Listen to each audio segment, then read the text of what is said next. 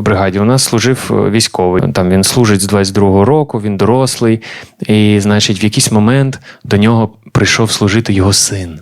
І вони там з 24-го року служили вдвох, і це так мило.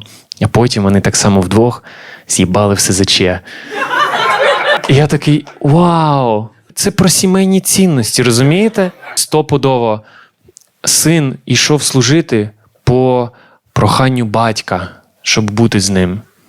А батько пішов в СЗЧ по проханню сина. Або, скоріш за все, по проханню матері, яка сказала, якого хуя ви там вдвох, мене скоро город саджати, мені треба руки. Це майже як врятувати рядового Райана, розумієте? Така історія, дуже лірична.